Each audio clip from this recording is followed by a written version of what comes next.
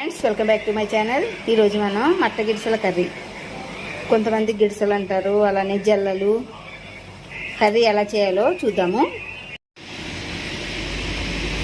మట్ట గిడిసెలు బ్రతుకున్నాయి friends, కవర్లో ఉండి బయటకు తీసుకుంటే ఎగిరిపోతున్నాయి. అందుకని మీకు కవర్లోనే నేను చూపిస్తున్నాను.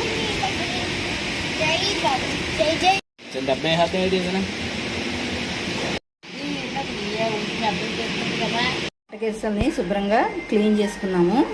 ఇప్పుడు దీనికి కర్రీ చేయడానికి మనం మసాలా ప్రిపేర్ చేసుకుందాం. మసాలాని ప్రిపేర్ చేద్దాము. ఇప్పుడు మనం స్టవ్ వెలిగించుకొని కర్రీకి కావాల్సినంత ఆయిల్ యాడ్ చేసుకోవాలి.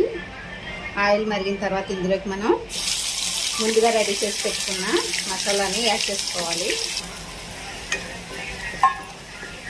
మసాలా అనేది పచ్చివాసన పోయి మంచిగా వేగింది కదా. ఇప్పుడు ఇందులోకి మనం రుచికి సరిపడినంత సాల్ట్, పసుపు, కారం అన్నీ యాడ్ చేద్దాము.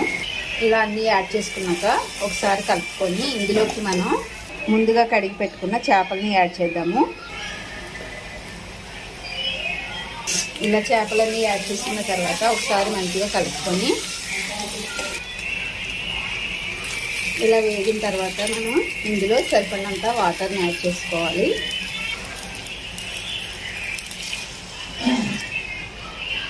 ఇలా వాటర్ని యాడ్ చేసుకున్న తర్వాత స్టవ్ని హై ఫ్లేమ్లో పెట్టుకొని కొంచెంసేపు ఉడికించుకోవాలి. తర్వాత మీడియం ఫ్లేమ్లోకి అడ్జస్ట్ చేసుకోవాలి. ఇది ఆల్మోస్ట్ అయిపోయింది కదా. ఇప్పుడు ఇందులోకి మనం గరం మసాలాని యాడ్ చేసుకుందాము. దీంట్లోకి నేను ఆచి గరం మసాలాను వాడుతున్నాను. గరం మసాలా యాడ్ చేసుకున్న తర్వాత ఒక 2-3 మినిట్స్ ఇలానే ఉంచుకొని స్టవ్ బంద్ చేసుకోవాలి.